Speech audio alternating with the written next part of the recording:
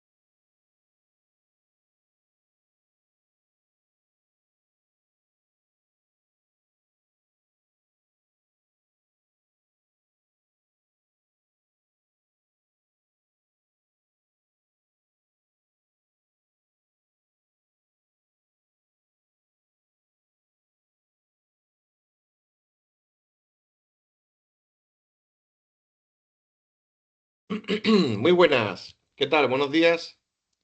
¿Cómo estamos?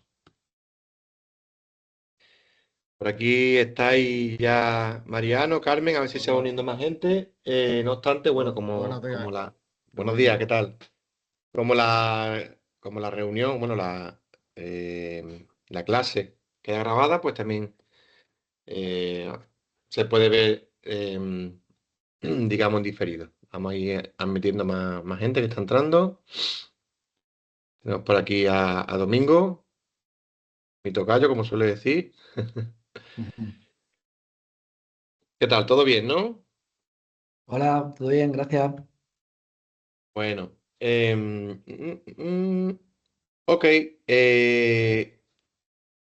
Bueno, una cosilla que estamos haciendo, a los que venís a una reunión, digamos, por primera vez, a una clase en directo por primera vez, que comentéis un poquito vuestro negocio y tal.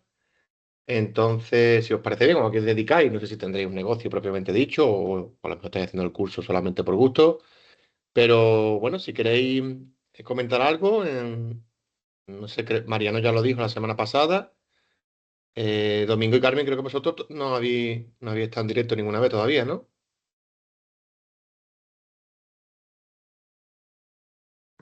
Abro micro. Sí, sí, sí, sin problema. Vale. Bueno, yo el primero que participo y hoy personalmente, pues claro, lo tengo más desahogado, pero bueno. Sí. Nada, yo tengo una empresa de alojamientos de turismo, una empresa de alojamientos turísticos en Córdoba, en una pequeña localidad en Baena. Y nada, gestionamos desde las reservas hasta desde el check-in hasta el check-out. Ujú. Pues todo el tema de reservas, hasta la llegada, el envío tema de la facturación, hasta el envío de la dirección, ubicación exacta del alojamiento, le ubicamos un poquito, mandamos PDF, un tipo dossier para explicarle un poquito cómo va.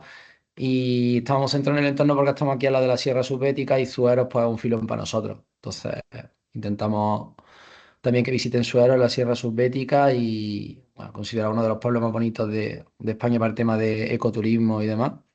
Qué bueno. Muy bien. La verdad es que todo lo que estáis comentando estos días atrás y hoy y tal, estáis dando bueno, estáis poniendo en valor lo que es el ecoturismo en Andalucía, como no puede ser de otra manera. Pero bueno, que cuando se unen todos en un mismo curso, porque habláis entre vosotros también y tal, digamos que reunir todas esas opciones me parece bastante interesante, incluso entre vosotros, por si queréis hacer turismo a otro sitio y tal, y, y poner en relieve y poner de valor lo que hay en Andalucía, que no es, que es bastante, vamos. Si no lo que más de España, le falta poco. Así que nada, muy bien, pues muchas gracias. Em, Gracias, tocayo. Muy bien, Domingo, gracias. Carmen, ¿querías comentar algo de lo que tú te dedicas y tal? Porque tú no habías comentado hasta ahora, ¿no? Disculpadme si me equivoco, pero yo creo que lo voy apuntando. Si quieres hablar, ¿eh? Si no, no. Si quieres incluso escribir por el chat o como que no tienes obligación, que simplemente por si queréis presentaros y tal. No sé si tendrá a lo mejor algún problema con el micro o algo.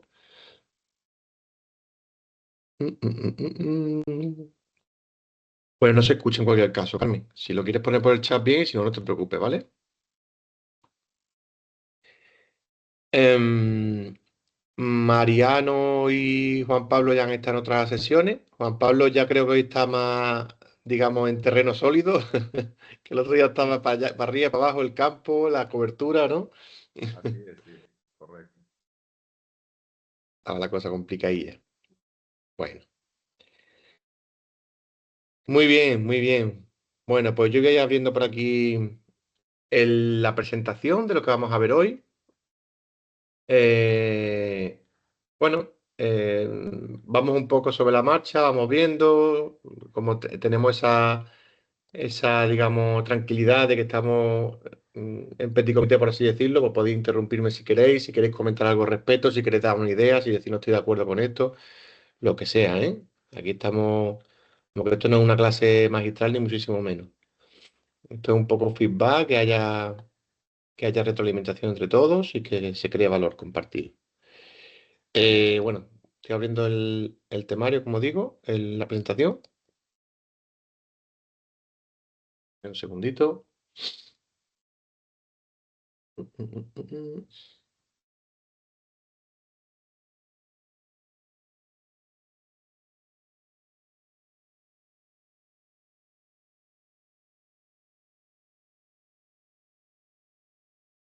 Bueno, pues vamos a entrar en materia, si os parece.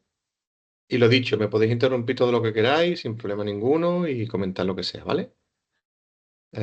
Voy a compartir por aquí.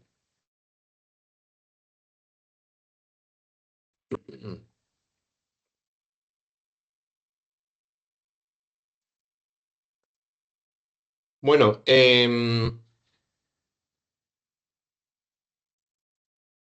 vale, se ve bien, ¿no? Entiendo, todo perfecto. Bueno, como ya sabéis, bueno, si no, pues un poco por poneros en situación, ya dimos la primera sesión, que era introducción al ecoturismo, que un poco pusimos en general, hablar algunos conceptos y sobre todo que comentaréis vosotros también vuestra experiencia y tal. Em, y los que vayáis entrando nuevos, pues así seguiríamos haciendo como habéis visto. Y después, la segunda sesión, digamos, vimos sostenibilidad y el ecoturismo, un poco también conceptos de sostenibilidad muy generales, y según vayamos avanzando iremos profundizando más. En este caso, creo que es conveniente, interesante, evidentemente la ecología como tal es un concepto inmenso, con un montón de variables, con un montón de estudios, de investigaciones. Y no es mi idea, ni muchísimo menos, abordar la ecología, porque entre otras cosas no la conozco entera, ¿no? Entonces, pero bueno, sí que creo que por lo menos tener ese acercamiento o tener alguna idea al respecto de, bueno, o un poco recordar, refrescar conceptos, que buscar en nuestra cabeza, en nuestra mente, cosillas que conozcamos al respecto de proyectos naturales o lo que sea relacionado con este concepto de ecología, creo que es interesante. Y evidentemente el ecoturismo pues tiene esa relación directa con dicha ecología. De hecho, es la base, ¿no? Si, cuando hablamos de ecoturismo tenemos que tener un ecosistema saludable, un oikos que se llama en griego, que es la casa, de ahí viene ecología, de oikos, y estudio, gia, estudio de la casa, y entendiendo casa como el lugar donde habitan las diferentes especies, ya sean animales, vegetales, etcétera. Bien. Bueno, lo he puesto aquí un poco, evidentemente, cuando saber los tres reinos, bueno, no sé si hay alguno más por ahí, creo que no, que verán el reino de las plantas, de los animales y de los hongos. ¿Hay alguno más por ahí de algún animal que está, o alguna especie, alguna que está entre uno y otro? No sé si conocéis alguno más, pero vamos, básicamente los tres reinos principales serían vegetales, animales y fungi, ¿no? O el de los hongos, por así decirlo. Y Domingo, ¿me oyes? sí, ahora sí oigo. ¿Quién habla? ¿Marta? ¿Carmen? Eh, a ver, os quito el micrófono. O sea, ¿quién ha hablado? Creo que ha sido Marta, ¿no? Podéis escribir también por el chat, ¿eh? Hola, yo soy Marta, no, yo no he hablado, no sé quién. Ah, vale, habrá sido Carmen, habrá sido Carmen, no hay problema. Bueno, vamos. Podéis activar el micrófono y interrumpir lo que queráis, ¿vale? Sin problema ninguno. Después ya aquí había entrado también Daniel que también estuvo en alguna otra, creo, ¿no? Si no recuerdo mal. Mm, mm, mm, mm. Vale. Em, bueno, seguimos para no perdernos mucho. Decíamos que la ecología era esa base, ¿no? Del ecoturismo, ¿no? Evidentemente. No sé si queréis comentar algo al respecto. ¿Podríamos entender el ecoturismo, por ejemplo? Se me ocurre ahora mismo porque según vayamos avanzando. eh, vale, Carmen, no te preocupes. No te preocupes. ¿Entendéis que en el ecoturismo entra también la variable cultural de las personas? Es decir, cuando hablamos de ecoturismo, sí podemos decir que es naturaleza, ecología, ecosistemas, pero se incorpora este concepto de también temas culturales llevados a cabo o realizados construcciones, por ejemplo, construcciones abandonadas en medio del campo, por así decirlo, o digamos, es que no sé si la palabra es la más adecuada, ruinas o digamos monumentos antiguos que tienen una mayor o menor conservación en medio de la naturaleza. ¿Se puede considerar esa parte cultural del ser humano como ecoturismo también? ¿Qué pensáis? Si queréis, podéis activar el micrófono y hablar. Si os mezcláis, pues ya moderaré un poco, pero en principio no os animo a que os lancéis. Pero yo creo, Domingo, que cuando se trata de turismo, pues en las grandes ciudades, de monumentos y eso no. Sin embargo, cuando sí estamos en un entorno donde es.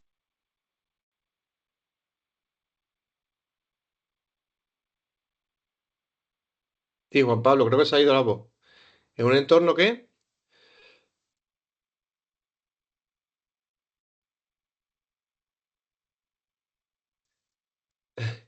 Hoy estamos teniendo un día tranquilito, ¿eh?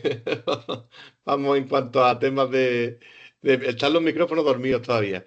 Bueno, venga, perfecto, sí.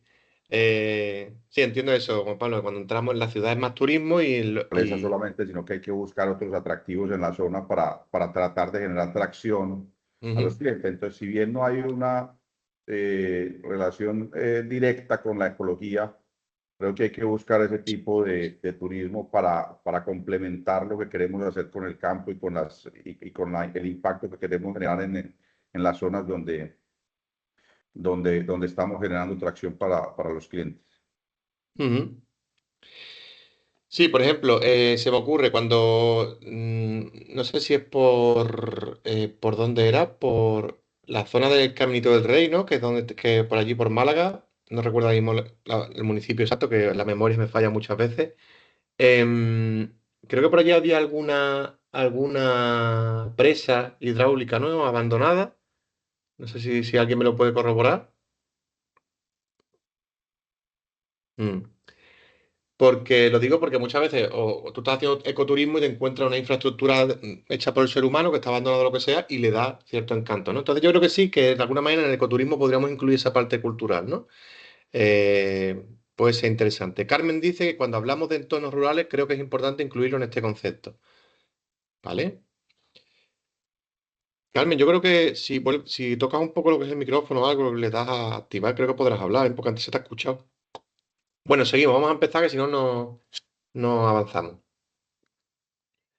Bien. Os he puesto aquí una especie de dibujo muy esquemático, muy simple, pero sí que creo que es muy ilustrativo desde el punto de vista de lo que es un ecosistema que ha alcanzado su clímax o que está un ecosistema saludable, maduro. Y bueno, aquí os leo un poco lo que pone en general. Las plantas ocupan el rango completo de altura. Los hábitats para la vida silvestre promueven la biodiversidad, los nutrientes del material en descomposición son utilizados, las raíces toman nutrientes de diferentes profundidades, las plantas crecen en diferentes épocas del año. Bien, esto lo podemos comparar con esto, por ejemplo. Todas las plantas crecen a una misma altura, el suelo útil es arrastrado por la erosión en un momento dado, si no está bien sujeto. Todas las raíces tienen la profundidad igual. Los nutrientes aquí son menos accesibles para las plantas. Los nutrientes filtrados llegan a ser contaminados. Ambiente tipo de un monocultivo. Entonces, ¿qué es lo más importante de aquí? Cuando vemos un monocultivo tipo un trigal, por ejemplo, vemos que todas las raíces llegan a una misma profundidad. Por lo tanto, es un ecosistema que está desoptimizado, no está aprovechando todos los nutrientes que puede haber desde este punto hacia abajo. Entonces, en ese sentido, sí que es cierto que un bosque madurado tiene esta mezcla de diferentes plantas con diferentes portes que hace que tengamos raíces profundas, raíces más someras, plantas pequeñitas. Tenemos la planta grande o el árbol grande que hace como planta nodriza del propio arbusto si se encuentra debajo y a su vez el propio arbusto hace de planta nodriza de las plántulas. Y vemos eso, esa mezcla de diferentes tipos de raíces. Este árbol, por ejemplo, em, puede ser o puede comportarse em, eh, como un mesto. No sé si conocéis el concepto de mesto. Os lo pongo aquí, mestos. Os lo pongo en el chat. Los mestos son árboles que son híbridos, ¿no? Entonces, por ejemplo, si tenemos una encina con una coscoja, por ejemplo, que son del género Quercus, vemos que puede tener una mezcla de raíces de la coscoja, que es esta que está por aquí, podría ser, vamos, es un ejemplo, que esto no sé qué tipo de árbol será exactamente, pero que muchas veces se da este tipo de situaciones, en las que hay árboles que tienen raíces más someras y raíces más profundas, porque tienen las raíces de los dos tipos de árboles. Pero aquí lo importante es que es un ecosistema que puede albergar avifauna en su copa del árbol. Hay una interacción de todos los microorganismos con la materia orgánica que va cayendo del árbol, que se descompone mediante detritus, después pasa a ser humus, toda esta materia orgánica que se va generando y hay un ciclo virtuoso que, como veremos más adelante también cuando hablemos de concepto de economía circular aplicado al ecoturismo, veremos que la economía circular no es más que una copia más de todas las copias que ha hecho el ser humano de la naturaleza de la propia naturaleza, ¿no? Que no deja nada al azar, no deja nada desoptimizado o que se pierda o que se deseche. Todo se descompone, todo se reutiliza y hay un equilibrio virtuoso que se llama y perfecto. Entonces, ¿cuándo ocurren desequilibrios? Cuando aparece la mano del ser humano, porque, bueno, no sé si ya lo comentamos el otro día, pero si no lo veremos más adelante. La interacción del ser humano, uno de los grandes problemas es que genera cambios muy antrópicos pues, del ser humano, muy artificiales, por así decirlo, y no permite a la Tierra comportarse de forma resiliente, que se llama, generar esa amortiguación de los impactos, porque a nivel de edad geológica la interacción del ser humano es muy cortita, ¿no? Entonces, bueno, la idea de este ecosistema como ecosistema maduro y, y cercano a, bueno, la riqueza de un ecosistema que alberga variabilidad genética, porque hay muchos tipos de genes diferentes repartidos entre los diferentes animales y plantas y hongos, etcétera. Y esa variabilidad genética genera a su vez el concepto tan importantísimo que es la base de todo, que es la biodiversidad. Entonces, siempre, evidentemente, vamos a tener más biodiversidad aquí que aquí. Quiere decir que este ecosistema es un trigal.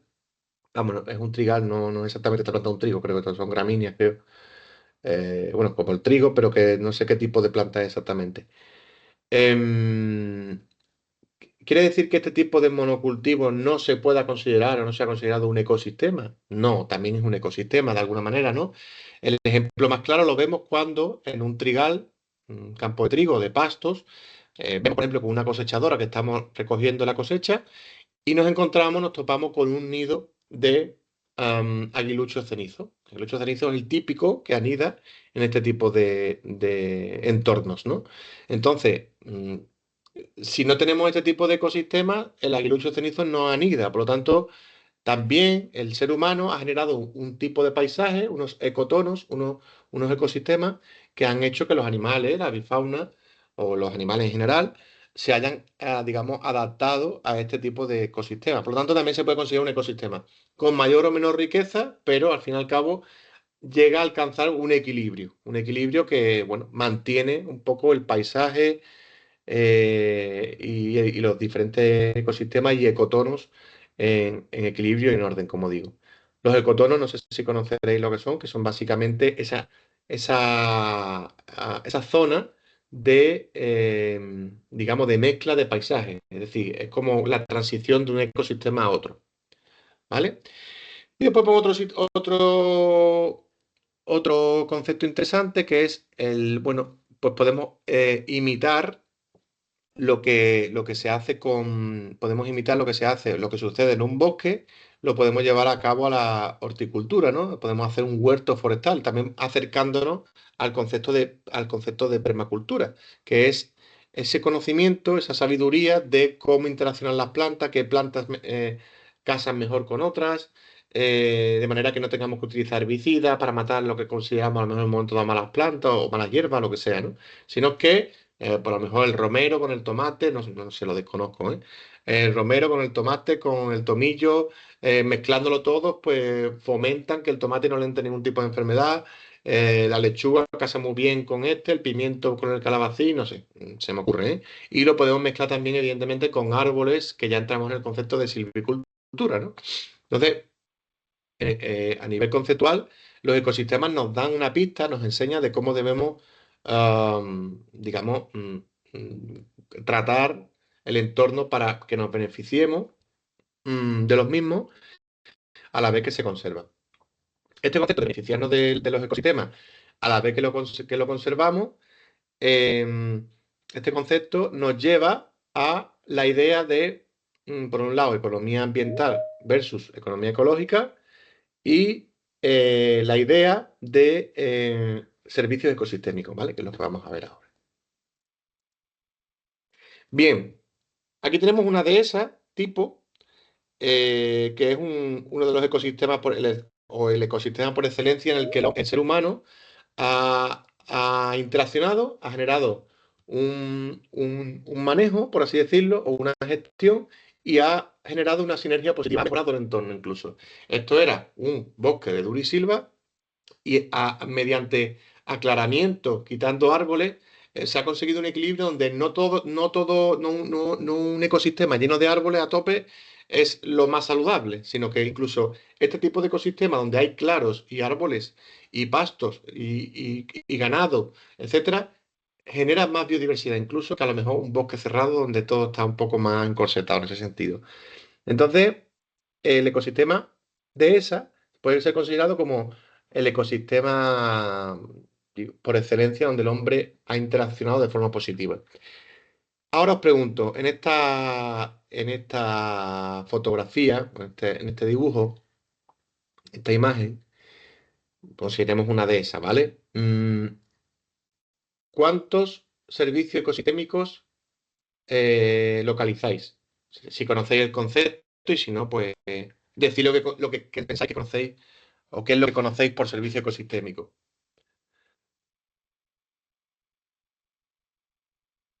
¿Quién se anima?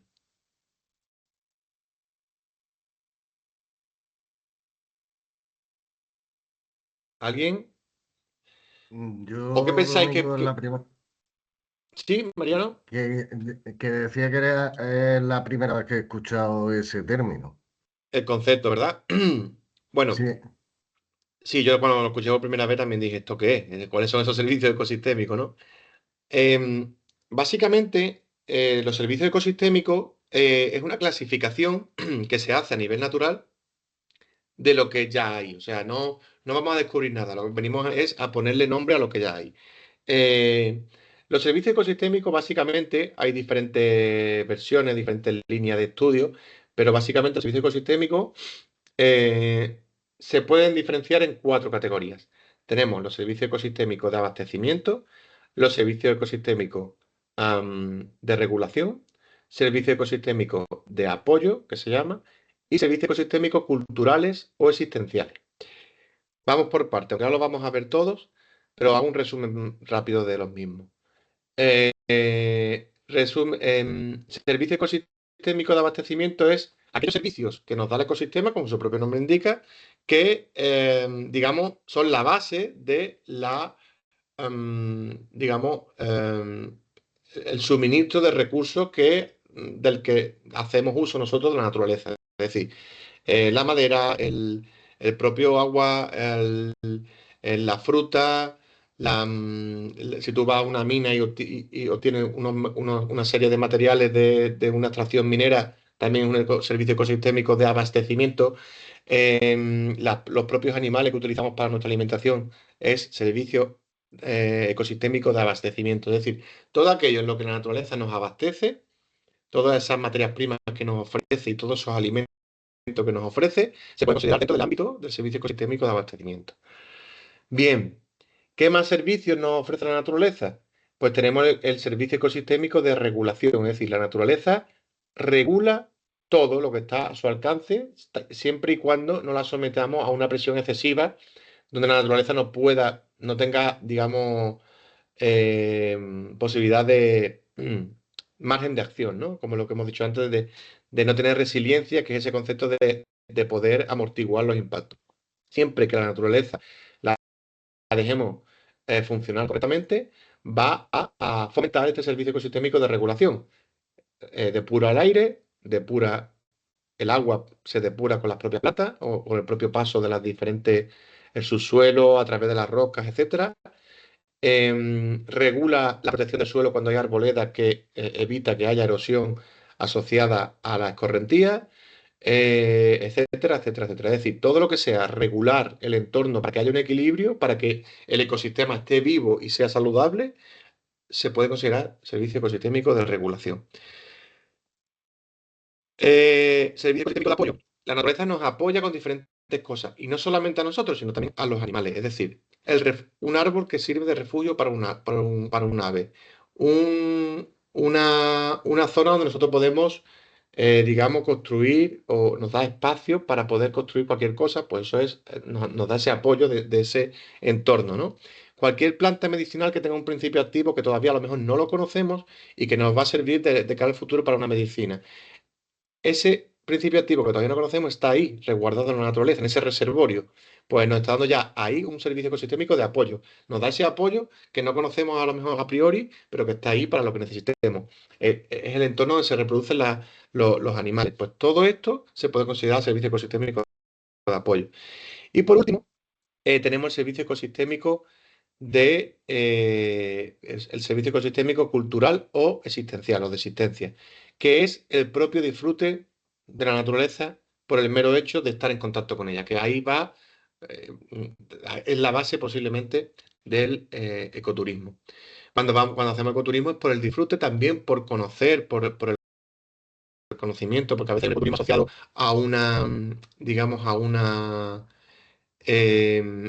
aprendizaje de conceptos, de conocimientos. A lo mejor, pues si vas al campo a aprender un poco de ciencia de la mano de un experto por parte, o de un experto, una experta por parte del colegio, haces educación en la propia naturaleza, educación ambiental. Eso también entraría dentro de los servicios ecosistémicos culturales o de existencia, es decir, el disfrute y el aprendizaje en el propio entorno de la naturaleza. Bien, aquí se pueden ver prácticamente todo. Vemos un sistema saludable, vemos los frutos, los animales, vemos que es un entorno que sirve de apoyo para lo que haga falta y vemos un hombre pintando, disfrutando y expresando su arte en la propia naturaleza, que sería el servicio sistémico cultural o de existencia. Bueno, esto un poco por puntualizar, ¿no? Es la dehesa como sistema agro-silvopastoril. Por eso se puede considerar que un sistema de alimentación del ser humano ha mejorado el entorno, porque es agrícola, todos los pastos, etcétera, silvícola, todos los árboles, y pastoril, hay ganado, ¿vale? Entonces es un sistema agrosilvopastoril, como la sabana africana, por ejemplo, se puede considerar un sistema agrosilvopastoril. Y los servicios ecosistémicos que ya hemos hablado. Bueno, aquí os pongo un enlace, que después lo veremos si tenemos más tiempo. Bien, pues nada, ya lo hemos expresado, ya hemos hablado de él, de los servicios ecosistémicos, pero un poco lo pongo aquí ya mucho más desgranado, ¿no? Aquí veis un montón de simios, básicamente para que entendáis que dentro de un mismo tipo de animal, por así decirlo, hay diferentes especies.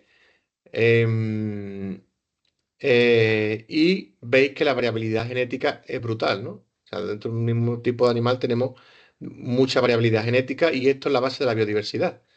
Entonces, ¿cuáles son los niveles de organización del concepto de biodiversidad? Pues tenemos los genes, que forman las especies, que a su vez forman los ecosistemas, ¿no? Aquí tenemos el orden: genes, órganos, tejidos, individuos, poblaciones, especies, comunidades, ecosistemas y paisajes. Vamos de un elemento más puntual a un comportamiento más holístico, más general, aumentando la complejidad a nivel jerárquico. ¿Ok? Aquí tenemos los servicios que hemos hablado, los servicios de abastecimiento, de regulación, de apoyo y los culturales. Y aquí tenemos un poco ejemplos de cada uno. De los de abastecimiento, pues alimentos. Componente y proceso del ecosistema, conversión de energía solar en animales y plantas comestibles, por ejemplo, ¿no? Ejemplos de bienes y servicios: caza, recolección, pesca, acuicultura, agricultura, ganadería. El mundo produce actualmente lo suficiente como para alimentar a la población mundial. Se produce un 17% más alimento por persona que hace 30 años, es evidente. La producción y productividad agrícola fueron acompañadas a menudo de efectos adversos, ¿vale? La base de los recursos naturales, lo que es la agricultura, efectos tan graves que ponen en peligro su potencial productivo en el futuro. El ganado aporta casi un tercio del consumo humano de proteínas. La captura y el cultivo de pescado marino y de agua dulce aportan una importante cantidad de proteínas animales a las dietas. La acuicultura es uno de los sectores de producción alimentaria de más rápido crecimiento y proporciona la mitad de todo el pescado destinado al consumo humano. Bien, son simplemente algunos datos. Em, quería mirar aquí una cosilla, disculparme, porque no sé si lo tenía aquí. Vale. En este punto, en este punto de los servicios ecosistémicos, quería aclarar una cosa. Hay un concepto que se llama la economía ambiental y la economía ecológica. Hay una diferencia básica. La economía ambiental es esa economía en la que nosotros protegemos el medio ambiente porque nos abastecemos de él. Nos abastecemos de él a través del servicio ecosistémico de abastecimiento. Es decir, la economía ambiental es aquella que persigue solamente el servicio ecosistémico de abastecimiento. Ejemplo, imaginaos que tenemos una granja con pollos porque nosotros nos comemos los pollos porque utilizamos sus huevos. Y entonces protegemos el entorno, lo mantenemos más o menos saludable para tener esos pollos, esas gallinas, tal. Y lo mantenemos porque nos abastece de carne y de huevos, ¿no? O incluso si tenemos unos pollos en una granja con árboles, tal cual. Imaginaos que, por lo que sea, aparece una innovación, una tecnología, un invento que genera pollo en el laboratorio, del tirón. Empiezas a tener pollo cada día allí en el laboratorio y no necesitas criarlo, no necesitas tener un entorno natural. La persona que aplica una ecología, o sea, una economía ambiental, es decir, solamente protege el medio ambiente porque le provee de servicios, en este caso, el servicio ecosistémico de abastecimiento, abandona el campo y se va al laboratorio porque le da apoyo más barato y le da igual el campo. Por contra, la economía ecológica es aquella que protege el medio ambiente no solamente porque nos provee de diferentes tipos de bienes, sino porque además yo a nivel ético y filosófico considero que es importante conservar la naturaleza. Entonces paso a fomentar una economía ecológica, una economía de la ecología, donde fomento las externalidades positivas en vez de impactos o externalidades negativas. Entonces, cuando vemos una dehesa saludable, donde el propietario o la propietaria se encarga de que esté saludable, de que los animales estén bien, que lo hace por amor al arte, por así decirlo, aunque gane dinero, y genera y fomenta que haya un ecosistema saludable, podemos decir que ahí se está desarrollando economía ecológica. Cuando solamente tenemos ahí una granja y solamente lo que queremos es producir, producir, producir a cualquier precio, bueno, hay una economía ambiental. Es decir, fomento que el medio ambiente esté más o menos equilibrado porque me conviene. ¿Vale? Se entiende el concepto, ¿no? Es sencillo.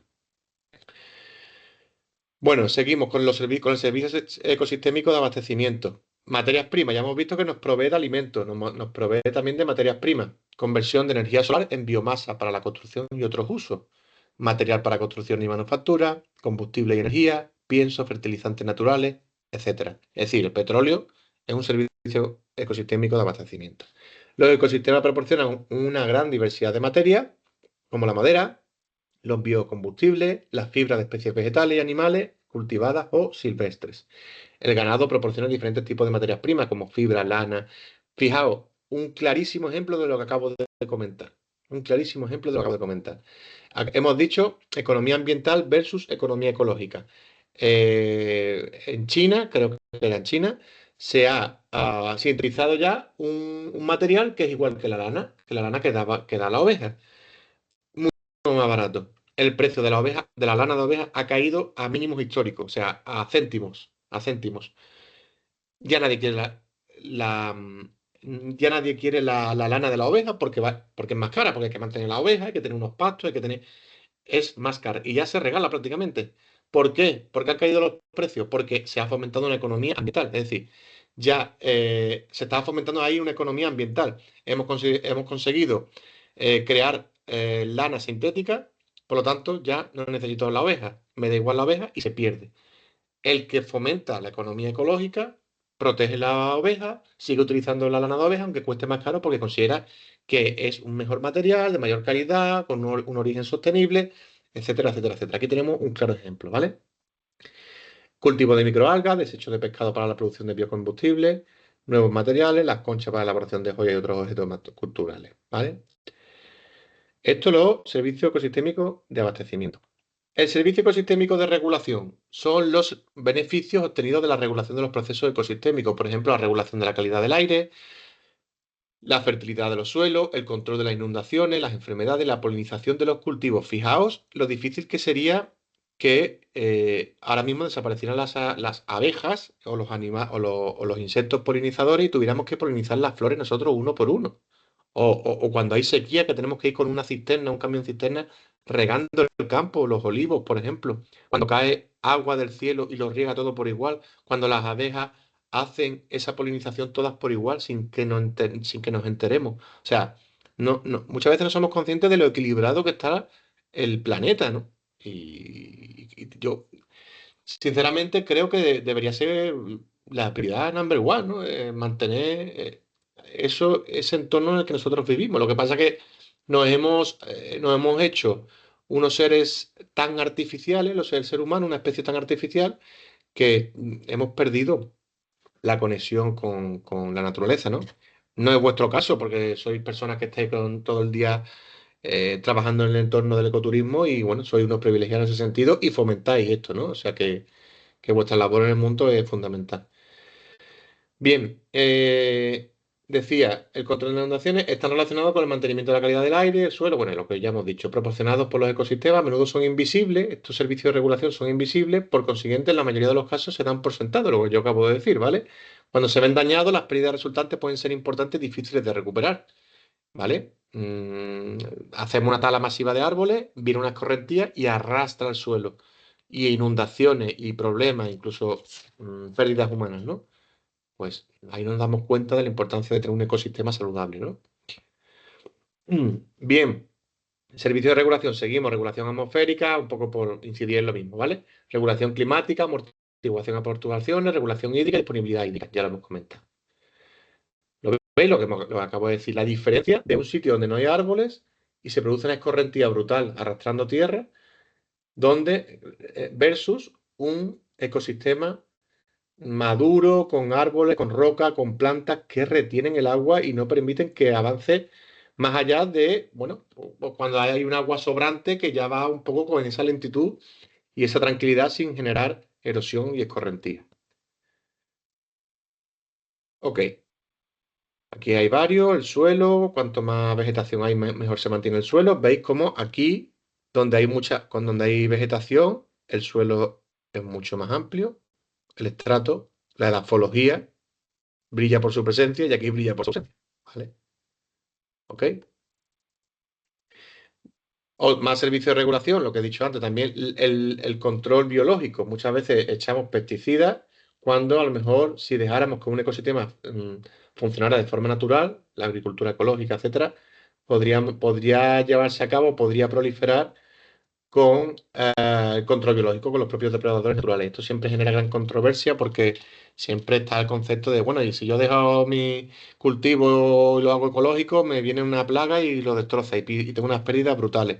Eso es lo que suele suceder cuando pasamos de la agricultura tradicional a la agricultura ecológica. Esa transición de 1 o 2 años vas a tener pérdida porque tiene que adaptarse el ecosistema a volver a recuperarse con su estado saludable natural inicial, ¿no? Bien, los servicios de apoyo, lo que hemos dicho, función de refugio, provisión de espacios habitables a la fauna y la flora, mantenimiento de la biodiversidad, por tanto, de la base de la mayoría de las funciones, mantenimiento de especies de explotación comercial, reproducción, hábitats adecuados para la reproducción, conservación de la diversidad genética, variedad y variabilidad de especies, apoyo a la producción de nuevas variedades con nuevas características, lo que yo ya os he comentado antes, ¿vale? Vivienda, agricultura, conversión genética, minería, vertedero, transporte, provisión de sustrato adecuado para el desarrollo de actividades, ¿ok? Algunos ejemplos: espacio para vivir, comida y materias primas de cultivo agrícolas y acuícolas para los propios cultivos, energía renovable, minería, petróleo, metales. Bueno, aquí se mezcla un poco servicio de apoyo con regulación, aquí está un poco mezclado, ¿no? Yo entiendo más que son esos servicios que están un poco ocultos, ¿no? O que sirven como apoyo físico. Transporte por agua y tierra, el propio suelo en el que nos podemos transportar, andar, son servicios de apoyo, aunque parezca una obviedad, es así.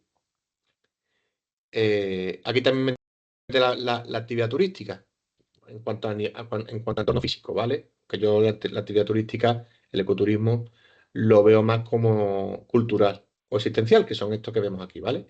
Información estética, función recreativa, información artística y cultural, información histórica, ciencia y educación, ¿vale? Bueno, aquí hay algunos efectos positivos y negativos. Por ejemplo, los bosques ayudan a mantener ecosistemas acuáticos saludables y proporcionan fuentes fiables de agua limpia. La deforestación y la ordenación deficiente pueden hacer aumentar las inundaciones y los corrimientos de tierra. En fin, algunos ejemplos de lo que ya hemos comentado. Bien, vamos al concepto de fragmentación de hábitat, si os parece. Por aquí, por ahora todo bien. ¿Queréis comentar alguna cosilla?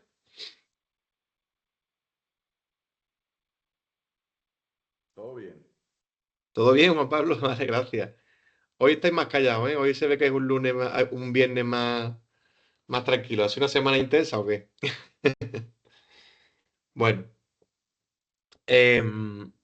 bien, vamos a hablar, ya hemos hablado de todos estos servicios ecosistémicos, ¿vale? Estos servicios ecosistémicos corren un serio peligro, sobre todo por la acción del ser humano.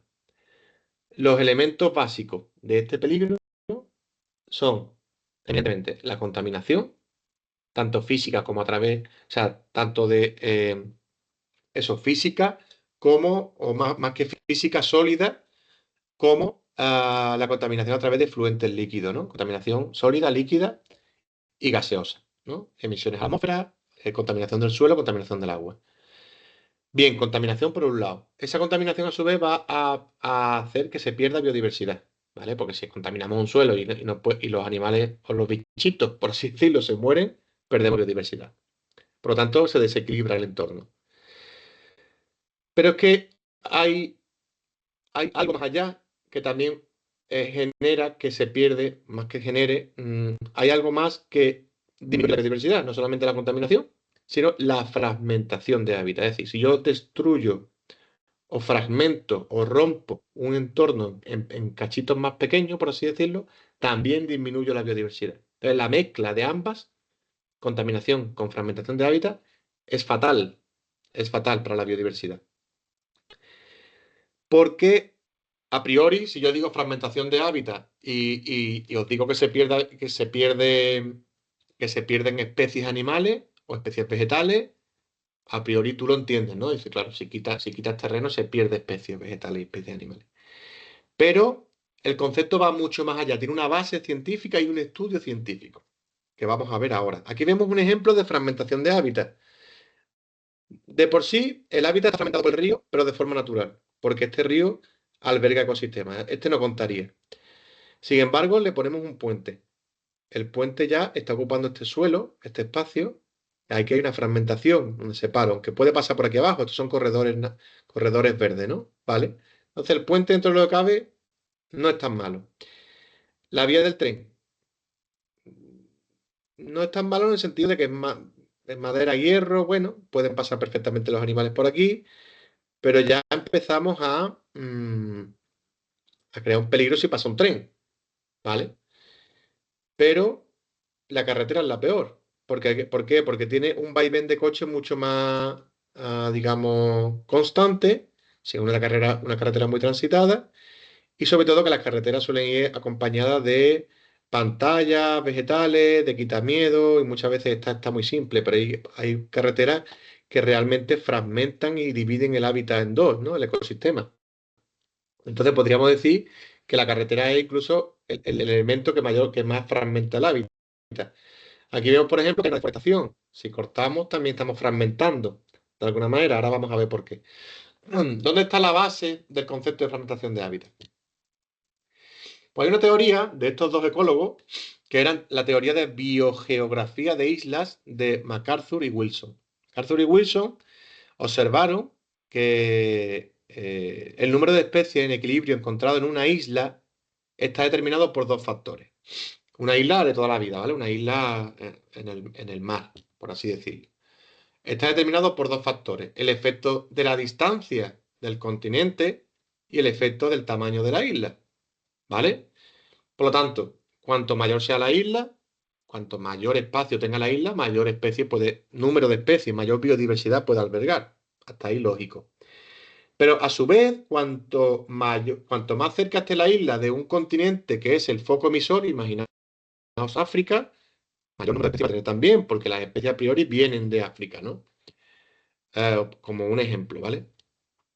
Por contra, cuanto más pequeña sea la isla y más se aleje del continente emisor, menor número de especies va a haber. Vamos a ver esto. Bien, la isla más cercana al continente tiene mayor probabilidad de recibir inmigrantes del continente que las que están más alejadas del continente. Islas cerca de África versus islas en mitad del Océano Atlántico. Si tenemos aves que buscan un refugio, en cuanto se encuentren en esta isla van a parar aquí, no van a irse hasta esta, ¿no? Es más probable que haya más avifauna aquí, en este sentido. Por lo tanto, ¿dónde tendremos más especies?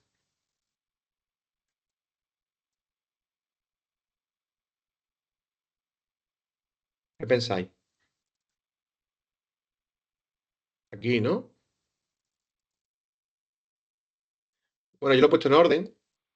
Número de especies de una isla será una combinación entre la distancia al continente y el foco de emisión y el tamaño de la isla. Esta será la primera, ¿no? Aquí donde a priori debe haber más especies.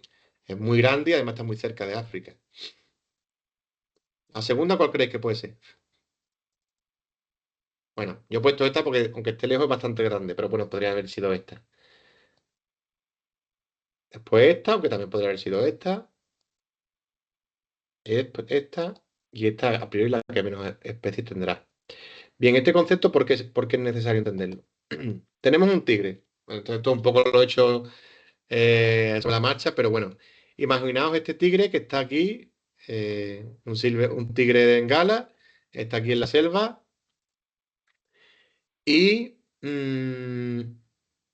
igual, este ejemplo, la verdad que tengo que cambiarlo, debería poner un lince ibérico, porque estamos en España y lo ideal sería poner un lince ibérico, pero bueno, todo se andará. Imaginemos que es un lince, ¿vale? Y que estamos bueno, pues en España o un tigre asiático, ¿no? Y ahora empezamos en este bosque, que es el ecosistema del tigre, esta selva, que es el ecosistema del tigre, que está perfectamente a sus anchas, tiene alimento, tiene zona donde dormir, donde beber agua, donde descansar, perfecto. Además, es un superdepredador que mantiene el equilibrio del ecosistema, ¿no? ¿Vale? Ponemos aquí una ciudad o una fábrica. Ya el tigre aquí no se va a acercar mucho, pero es que le ponen otra ciudad aquí. Ya el tigre tiene que pasar por aquí, le estás quitando este espacio.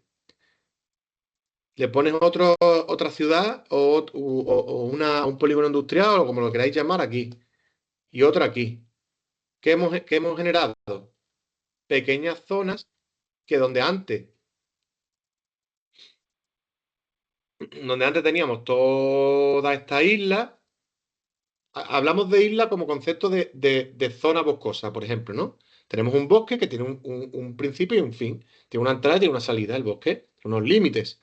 Ese bosque, imaginaos si es el Amazonas, es grandísimo, esa isla es brutal. Pero si esa isla empezamos a fragmentarla, con carretera, con poblaciones, etcétera, generamos subislas. Pues bien, el concepto que acabamos de ver de que las islas más pequeñas y más alejadas del foco emisor en el mar también son aplicables a también son aplicables a tierra firme. Por lo tanto, si hacemos mucha fragmentación de hábitat, si rompemos el ecosistema, vamos a generar pequeñas islas, pequeñas islas, pequeñas islas, y vamos a romper el equilibrio del ecosistema. Por lo tanto, vamos a tener menos aves, menos mamíferos, menos especies en general. ¿Ok? Y bueno, estos eran los conceptos básicamente que yo quería transmitir hoy en cuanto a la ecología. El tema de los servicios ecosistémicos, de la economía ambiental y economía ecológica y el tema de la fragmentación de hábitat, ¿vale? Como elementos que creo que son interesantes tenerlos en cuenta cuando estemos con nuestro día a día en el ecoturismo, que seamos capaces de darnos cuenta de este tipo de situaciones complejas, ¿no? Evidentemente, la ecología va mucho más allá, depende del ecosistema en el que estéis cada uno, el tipo de especies vegetales que existan, el tipo de animales que existan, etcétera, etcétera, etcétera. Entonces, si os parece, ahora vamos a ver algunos recursos visuales y algunos vídeos, algunas páginas web, etcétera, que considero que son interesantes para adentrarnos en esa ecología de nuestro territorio, ¿no? De la península ibérica en general. Eh, bien, ¿cómo vais? ¿Cómo lo lleváis? ¿Queréis comentar alguna cosilla?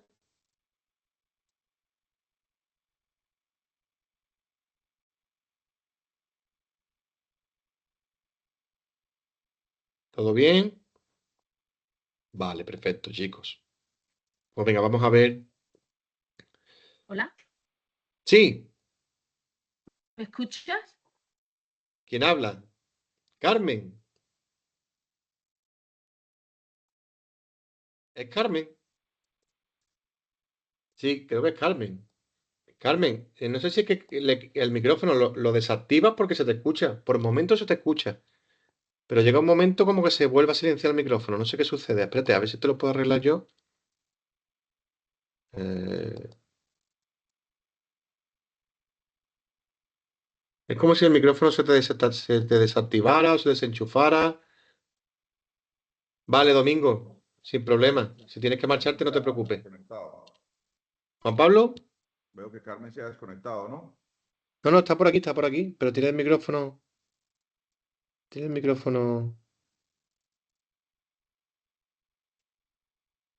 A ver si puedo yo poneros aquí.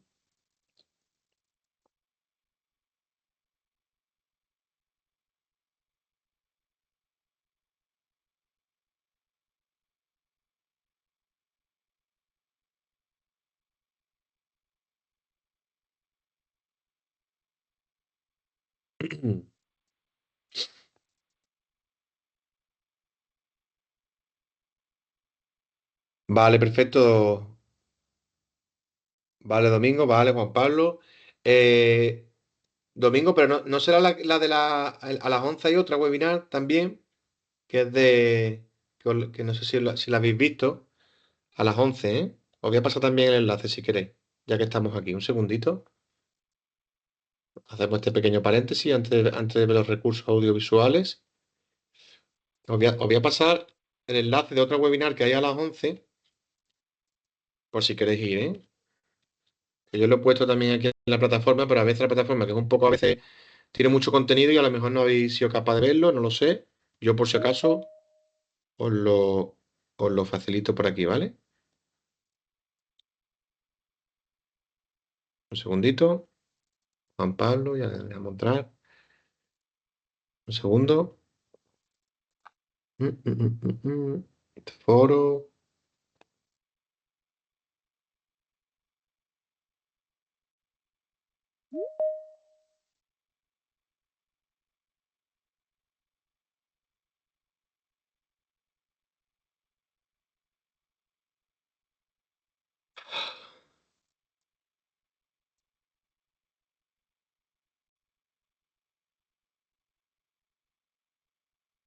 Bien,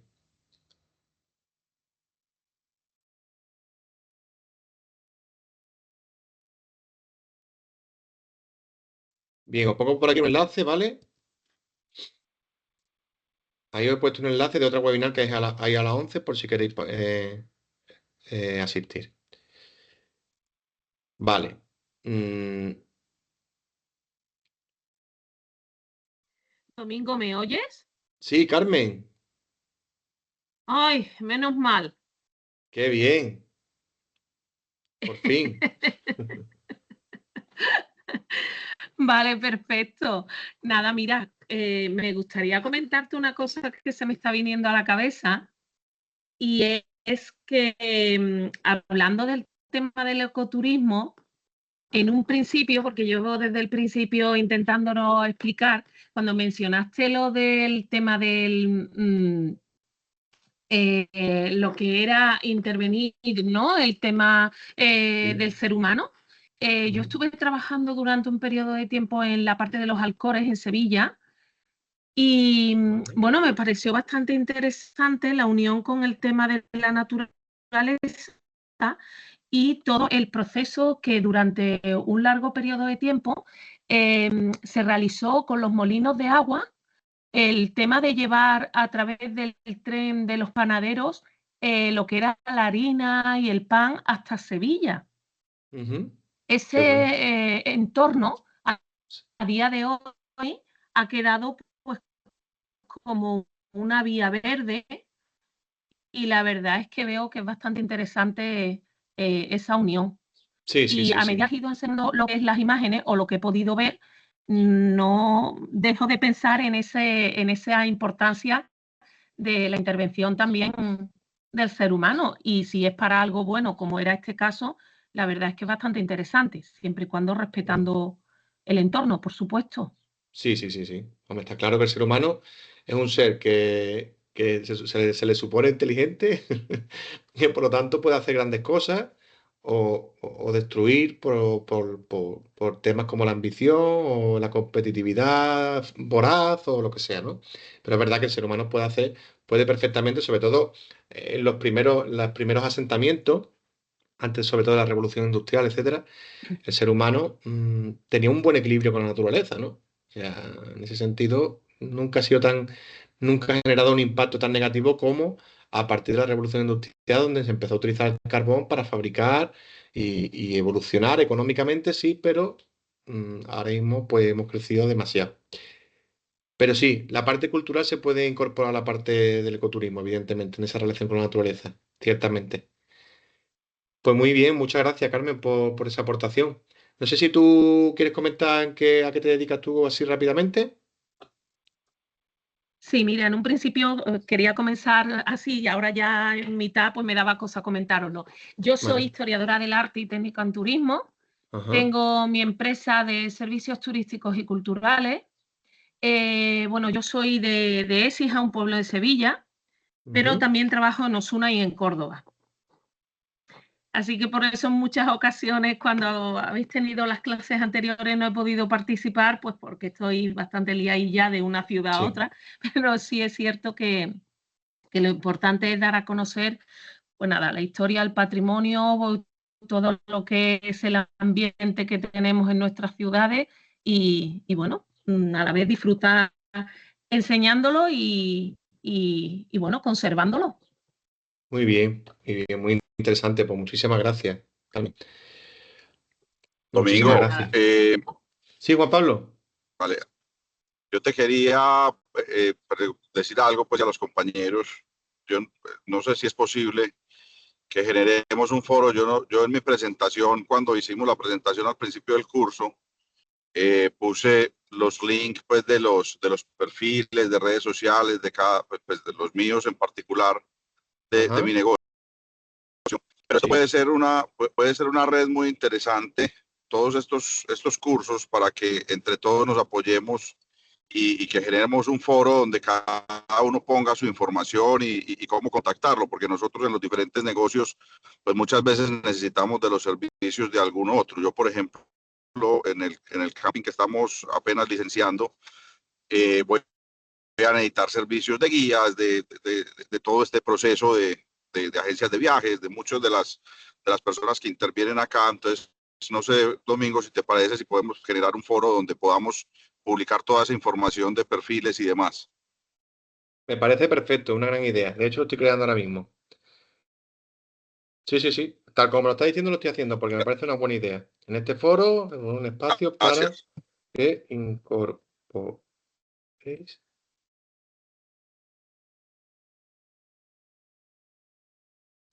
Sobre todo que en algunas de las charlas que hemos tenido ya he escuchado algunos negocios que a mí me interesa, por ejemplo, seguir, pero que uno en la presentación no alcanza a tomar nota quién es y cuál es el negocio. Entonces, me parece importante. Sí, sí, sí, sí.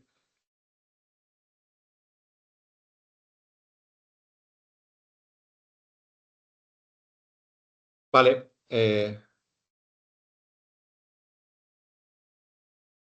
Vale, perfecto. Pues ya lo tengo creado, ¿vale? Participar. Un segundito.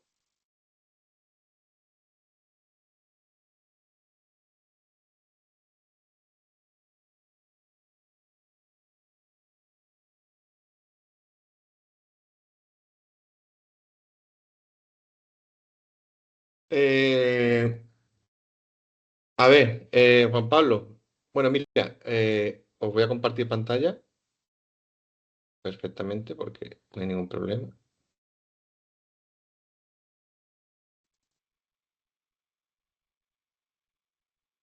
Bien, aquí lo he puesto, ¿vale? En el foro de presentaciones he puesto este, que de hecho lo voy, lo voy a, lo voy a editar.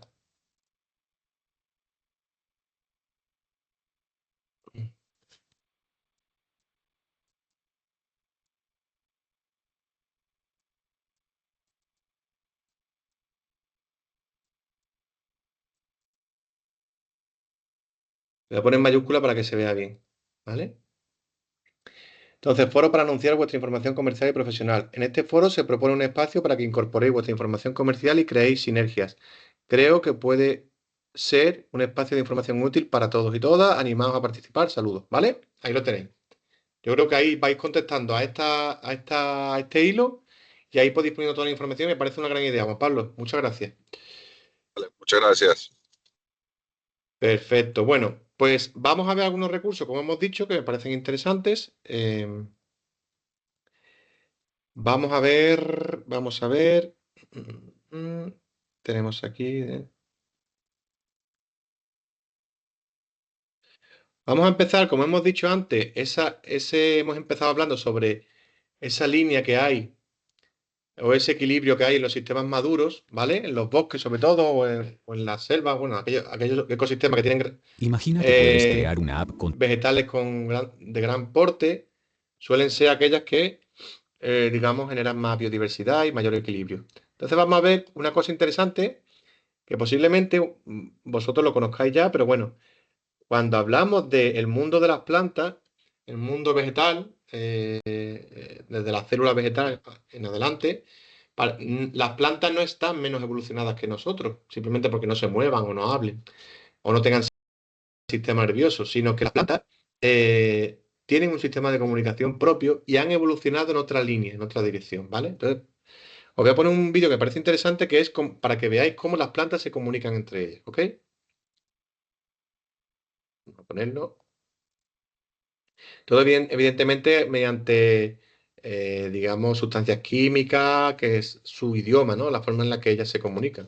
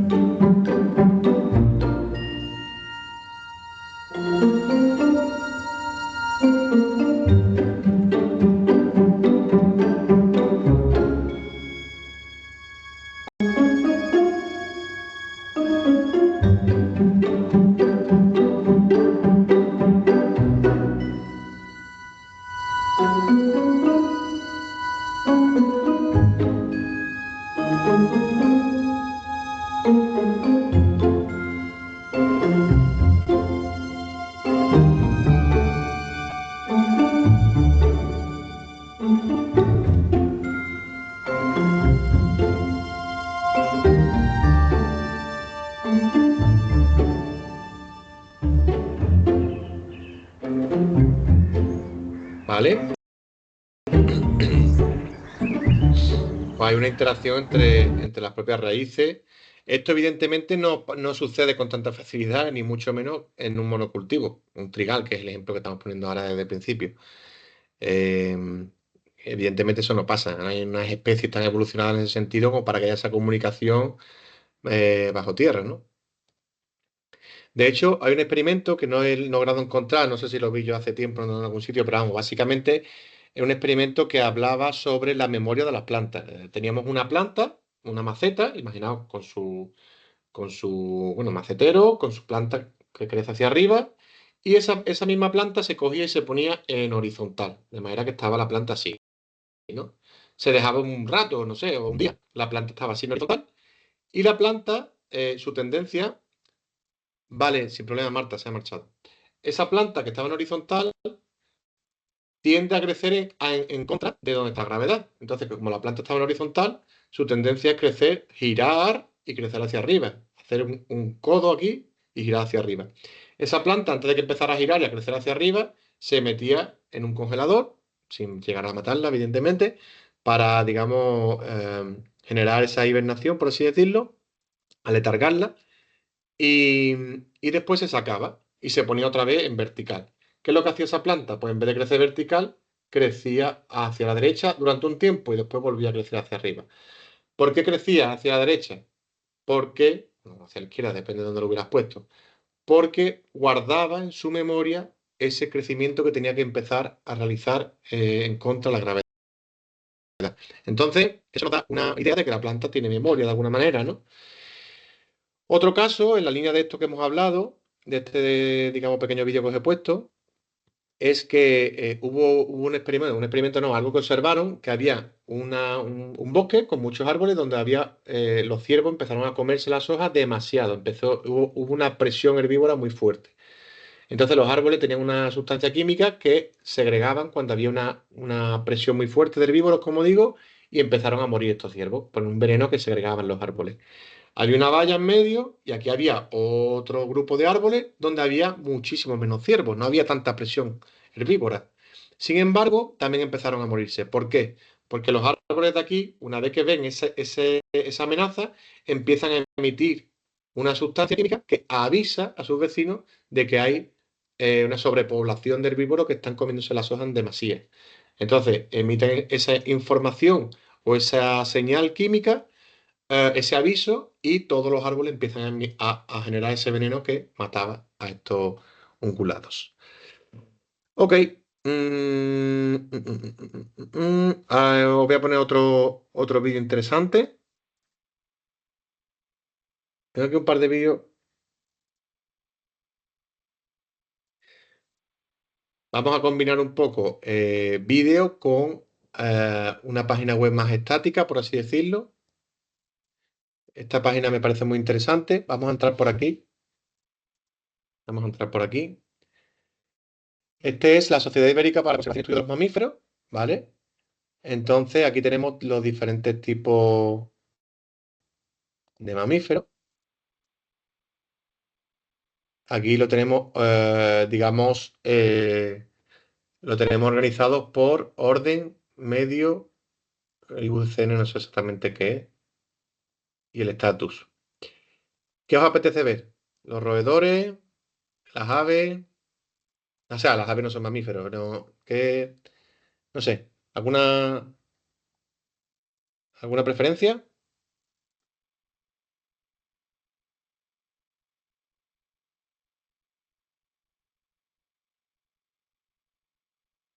Por mí el que tú veas, porque todo parece interesante. Vale, muchas gracias. Bueno, sí, pues venga, vamos a ver. Vamos al ratón de campo, hombre, que siempre parece como que está ahí denostado.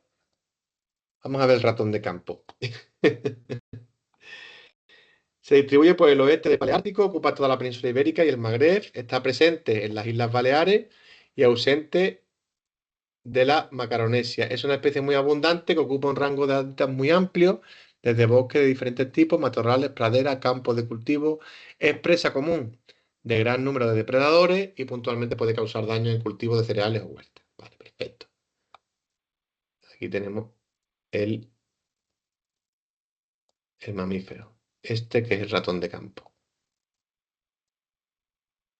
Vamos a ver otro. Vamos a ver el castor europeo. Lo tenemos en la península ibérica. Sí, en esta zona, ¿lo veis? Aquí, toda esta zona de, bueno, por Navarra, ¿no? Aquí por País Vasco, ¿no? Más o menos. Bueno, más para abajo, más zona de Aragón, por La Rioja, ¿no? Bueno, hay una mezclilla. Castor europeo. Muy bien. Vamos a ver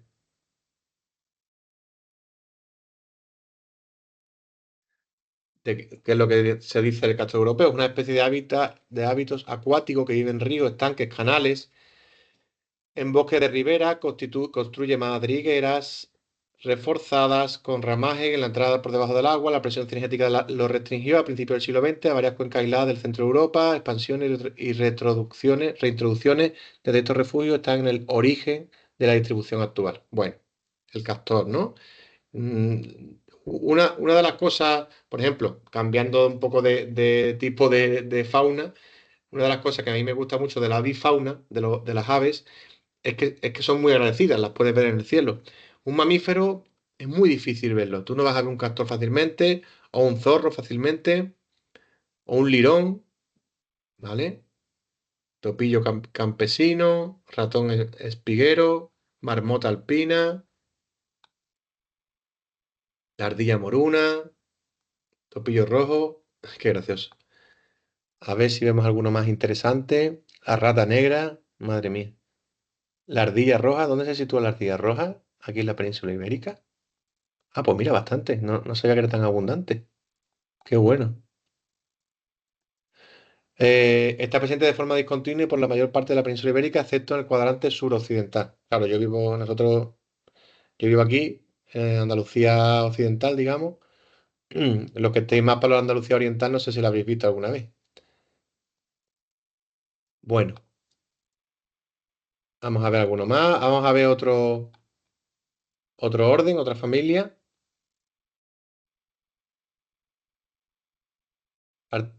Artiodáctila. ¿Por qué mezcla esto? Bueno, vamos a ver por ejemplo, la orca negra. A ver en qué zonas se encuentra. No aparece el mapa, no sé por qué. Bueno, vamos a dejar los acuáticos porque erizo moruno, la musaraña, fijaos la musaraña, qué graciosa que parece de TVO, vamos. La musarañita, los murciélagos. Los murciélagos tienen una gran variabilidad genética, hay muchos tipos de murciélagos. Los carnívoros, el lince, pero el lince ibérico no. El lince ibérico este. Fijaos la distribución. Doñana, zona de Jaén, en fin, las zonas de Extremadura y, y Toledo, ¿no? Muy bien. Bueno, vamos a ver otro recurso. ¿Queréis comentar algo? Hoy estáis bastante callados, ¿eh? Mirad, os voy a enseñar un vídeo de un profesor que yo tuve que me gustó mucho cómo nos enseñó la asignatura hacía bastante tiempo, cuando yo hice la carrera de Ciencias Ambientales. Este profesor nos daba geobotánica. Y un poco la asignatura lo que dábamos, lo que se impartía, era la relación de la geología con la botánica, porque había una planta aquí, no allí, o porque había zonas del mundo donde había las mismas plantas en diferentes zonas muy, muy, muy diferenciadas. Por ejemplo, vaya a California y podéis encontrar plantas tipo coscoja, tipo arbustos, como los que se pueden encontrar aquí también, ¿no? Ayúdales a Y proteger aquí su microflora intestinal. lo que quiero enseñaros es nuestra planta carnívora, Drosophilum lusitanicum, que la tenemos en la Sierra de Grazalema y no sé si en muchos más sitios. Bueno, imagino que sí, lo desconozco, pero bueno, vamos a escuchar a Fernando, que es el experto, que nos cuente.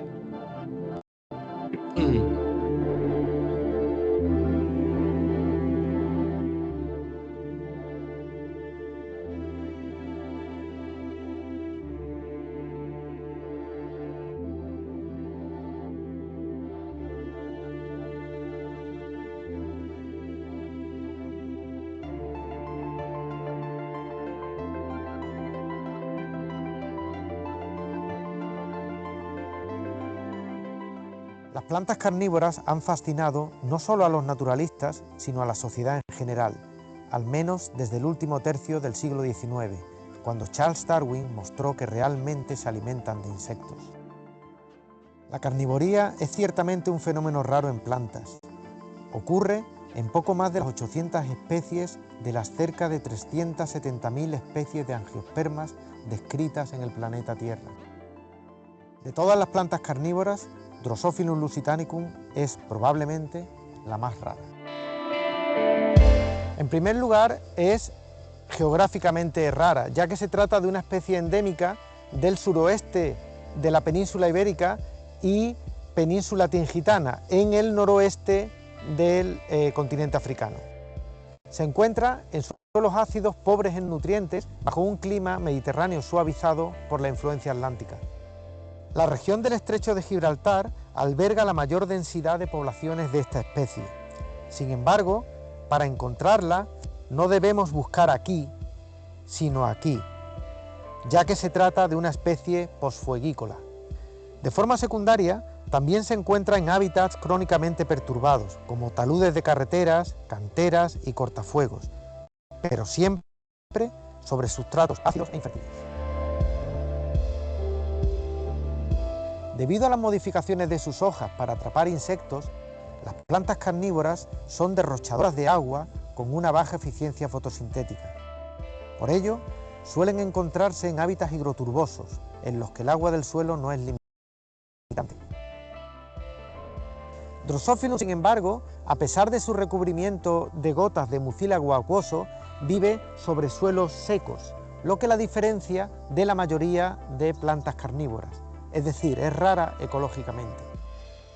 Lo consigue gracias a tener una raíz pivotante robusta y a la presencia de alcoholes y azúcares libres disueltos en las gotas de mucílago, que aumentan su tensión superficial y su capacidad higroscópica, permitiéndole tomar agua del rocío y de las frecuentes nieblas.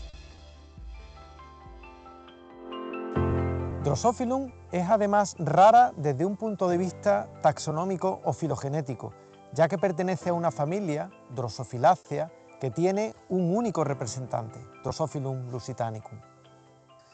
Drosophilum se alimenta gracias a la participación de dos tipos de glándulas, unas complejas glándulas peltadas con un pie columnar, que son las que secretan el mucílago acuoso, y unas glándulas sentadas, sin pie, que secretan enzimas digestivos.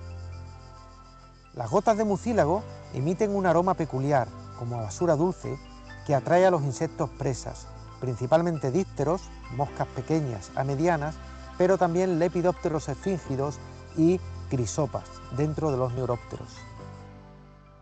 El mucílago se adhiere al cuerpo del insecto y lo envuelve poco a poco hasta que queda exhausto y atrapado.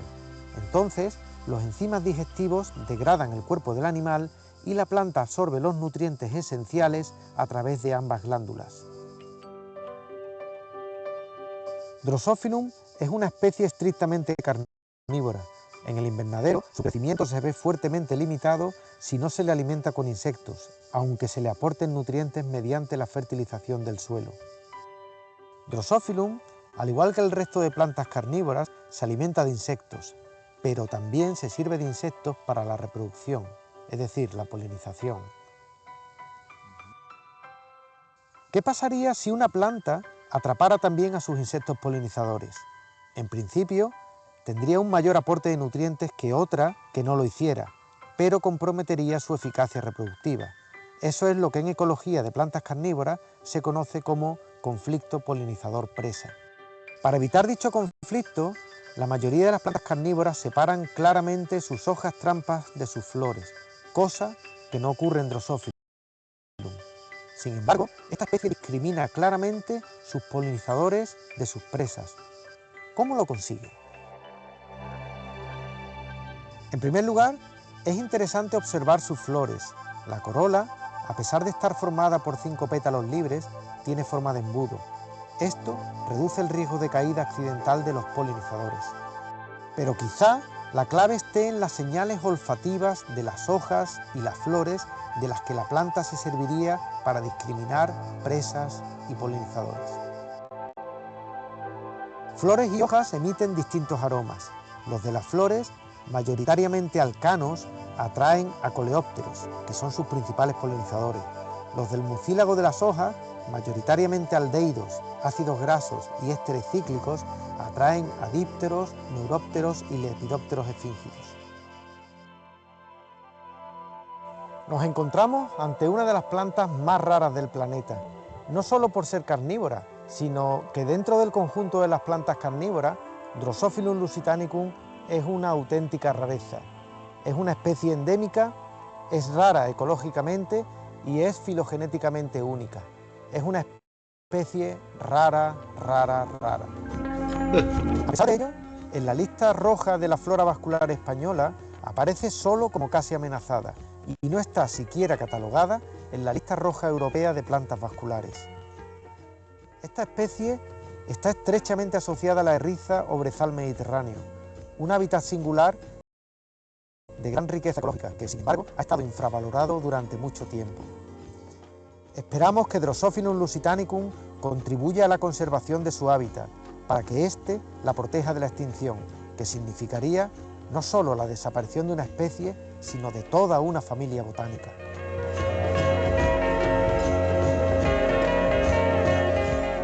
Muy bien.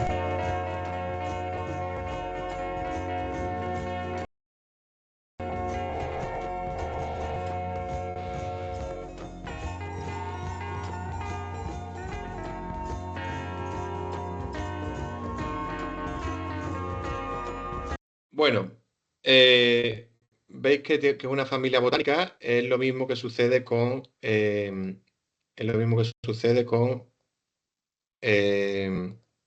Ginkgo biloba, si no me equivoco. Y ya con esto acabamos, si os parece. Mm, mm, mm.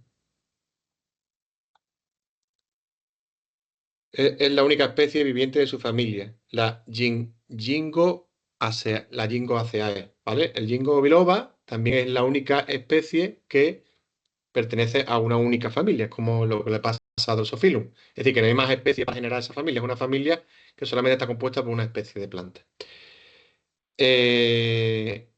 Bueno, yo creo que hasta aquí está bien. Ha sido una propuesta que, bueno, mi idea ha sido acercar un poquito la ecología en términos generales. Evidentemente, cada uno tenéis vuestras opciones en vuestro ecosistema más cercano. Vale, Juan Pablo, ya acabamos, sin problema. Así que muchísimas gracias por asistir. Bueno, pues nada, lo dicho. Muchísimas gracias por estar por aquí. Si queréis comentar algo más, si no lo dejamos aquí, quedará grabado y vamos hablando, ¿ok? Muchas gracias por todo, Domingo. Gracias a ti, Mariano. Muchas gracias. Muchas gracias, Domingo, y a Gracias, todos. Carmen. La verdad es que ha sido bastante interesante. Bueno, pues yo me alegro. Muchísimas gracias por comentarios. Muchas gracias. Venga. Gracias, Domingo. Buen fin Ah, de. vale, Pilar, muchas gracias. Nada. Bueno, pues hasta luego, hasta la próxima. Vamos Hasta hablando. luego. Gracias también, Adiós. Daniel. Hasta luego. Hasta luego. Hasta luego.